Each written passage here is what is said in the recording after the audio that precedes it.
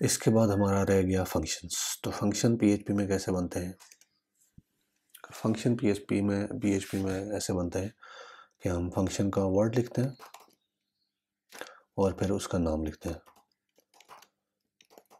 Name of function. ये PHP में function होता है। इसके अलावा हम फंक्शन के अंदर पैरामीटर्स भी पास कर सकते हैं, जैसे मैं ए बी कुछ भी। अगर पीएचपी के अंदर पैरामीटर ऑप्शनल छोड़ना हो, यानी मैं चाहता हूँ अगर कोई पास ना करे तो उसकी बाय डिफ़ॉल्ट कोई वैल्यू असाइन कर दो, तो ये भी पॉसिबल है। इसके अंदर मैं वैल्यू रिटर्न भी करा सकता हूँ, रिटर्न जैसे ए प्लस बी। तो ज़्यादा फ़र्क नहीं है, अगर आपको जावास्क्रिप्ट के फंक्शंस आते हैं तो ये ऑलमोस्ट सेम ही है, जस्ट सिंटैक्स का फ़र्क है। इस तरह हम पीएचपी के फंक्शन को कॉल कैसे कर सकते हैं ये मैं आपको दिखाता हूँ। जैसे मैं कहता हूँ इसको मैं नाम दे देता हूँ ऐड नंबर। तो मैं कहता हूँ इको कराओ, यानी डिस्प्ले कराओ, और कॉल करो ऐड नंबर को, 2 और 4 को आपस में ऐड कराओ और उसकी आउटपुट यहाँ पे इको कराओ। रिमेंबर ये ऐड नंबर का फंक्शन इस आउटपुट को रिटर्न करेगा। 2 + 4 = 6 होता है, तो 6 यहाँ पर रिटर्न होगा, पीछे इको लगा है तो इको उसको डिस्प्ले करा देगा स्क्रीन के ऊपर। लेट्स सी ये चीज़। अब मैं अगर चाहता हूँ कि मैं दूसरा वेरिएबल पास ही ना करूँ क्योंकि मैंने ऑप्शनल छोड़ा है, तो ये बाय डिफ़ॉल्ट 2 को ऐड कराएगा 1 के साथ, तो 3 आउटपुट आएगी, ये देखें। लेकिन अगर ये ऐसे ना होता, ये ऑप्शनल वेरिएबल ना होता, अब मैं इसे रन करूँगा तो मुझे एरर आएगा क्योंकि वो वेरिएबल रिक्वायर्ड है, फंक्शन ऐसे कॉल नहीं हो सकता। तो बहरहाल इसको मैं रिस्टोर कर देता हूँ। हमने जावास्क्रिप्ट में एक और चीज़ देखी थी, एनोनिमस फंक्शंस। वो फंक्शंस जिनका नाम कोई नहीं होता, वो पीएचपी में कैसे डिक्लेयर होते हैं वो हम देख लेते हैं। इस आउटपुट को कमेंट करते हैं, एक वेरिएबल डिक्लेयर करता हूँ जिसमें एनोनिमस फंक्शन को हम स्टोर करा सकें। सब फंक इक्वल टू फंक्शन, इसमें भी 2 वेरिएबल पास करते हैं, ए और बी, और बी को ए से सब्सट्रैक्ट कर देते हैं, रिटर्न ए माइनस बी। अब हम इसको डिस्प्ले कराते हैं, सब फंक और ए में 2 पास करते हैं, बी में 2, तो आउटपुट 2 आनी चाहिए। देखते हैं, आउटपुट तो 2 नहीं आ रही, लेकिन एरर आ रहा है। ये एरर ये है कि कहता है कि 37 लाइन में इशू है। 37 लाइन ये है, इस पे मैंने सेमी कॉलन लगाना भूल गया, तो यहाँ पे सेमी कॉलन लगाएंगे, ये मसला हल हो जाएगा। बेसिकली एनोनिमस फंक्शन के एंड पे हमें सेमी कॉलन लगाना पड़ता है, क्योंकि ये वेरिएबल को असाइन हो रहा है, तो डेफिनेटली वेरिएबल को वैल्यू तभी असाइन होगी जब वो लाइन कहीं पे एंड भी होगी, तो एंड उस लाइन का हमें सेमी कॉलन बताता है। जबकि फंक्शन के केस में ये चीज़, कन्वेंशनल फंक्शन के केस में ये चीज़ डिफरेंट है, क्योंकि फंक्शन का अपना ये वाला फंक्शन किसी वेरिएबल में स्टोर नहीं होता, बल्कि इसका अपना एक स्कोप होता है। जबकि ये डिपेंडेंट होता है, एनोनिमस फंक्शन या किसी वेरिएबल में यूज़ होगा या किसी ऐसे सिनेरियो में यूज़ होगा जहाँ पे हम डायरेक्टली वैल्यू को इसकी बेस पे कोई कैलकुलेट कराएंगे। आप इसकी मज़ीद एग्जांपल्स स्टडी करेंगे तो आपको समझ आ जाएगी, लेकिन बेसिकली यहाँ पे सिंटैक्स समझाना मकसद है। तो अब मैं इसको रन करता हूँ तो मेरी आउटपुट 2 आनी चाहिए, जो कि 2 आ रही। तो ये हमने तकरीबन जावास्क्रिप्ट के अंदर जितना टॉपिक्स हमने पढ़े थे वो सारे पीएचपी में कवर करा लिए। मैं एक बात पे माजरत ख्वाह हूँ कि मैं जूम इन करना भूल गया। कुछ लोग कहते हैं कि हमें कोड प्रॉपर नज़र नहीं आता वीडियोस में, तो बेसिकली एक दफ़ा मैं जूम इन करके इसको स्क्रॉल अप एंड डाउन कर लेता हूँ।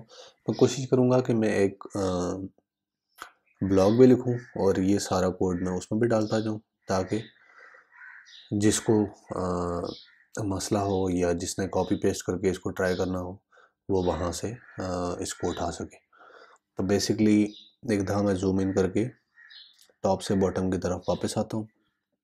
हमने सबसे पहले वेरिएबल्स पढ़े कि PHP में वेरिएबल कैसे डिक्लेयर होते हैं। फिर एक वेरिएबल टाइप हमारे पास रह गई है फ्लोट की, वो भी देख लेते हैं। फ्लोट 9.99 ऐसा करके हम फ्लोट भी डिफाइन कर सकते हैं। इस तरह से हमने सबसे पहले वेरिएबल्स देखे, फिर हमने अरे देखी, फिर हमने डिफरेंट PHP के फंक्शंस देखे कि कैसे हम अरे का बेसिकली अंदर डाटा क्या पड़ा है उसको हम सारे को कैसे देख सकते हैं। इसके बाद हमने लूप्स देखी, फिर नेस्टेड लूप देखी, अब फंक्शंस देखे और फिर अनोनिमस फंक्शंस देखे। एक टॉपिक मैं स्किप कर रहा हूँ जो कि बहुत मेजर टॉपिक है, उसका नाम है कंडीशंस। कंडीशंस इसमें कैसे लगती हैं वो ऑलमोस्ट वैसे ही है जैसे जावास्क्रिप्ट में लगती हैं, लेकिन वो भी बता देता हूँ। ये सिंटैक्स है इफ़ का। इफ़ जैसे हम कहते हैं अरे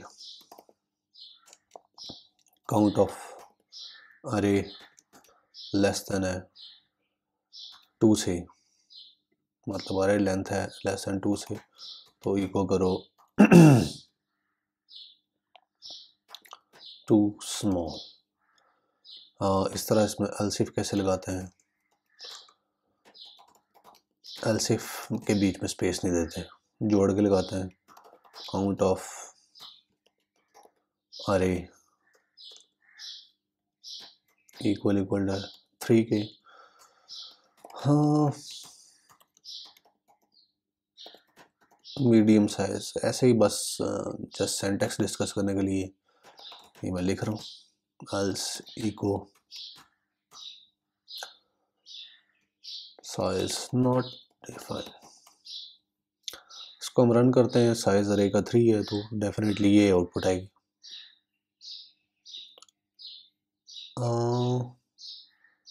3 तो नहीं है, सॉरी, इसका साइज आउटर अरे का साइज जो है वो 1 है, क्योंकि ये मल्टी डायमेंशनल अरे है।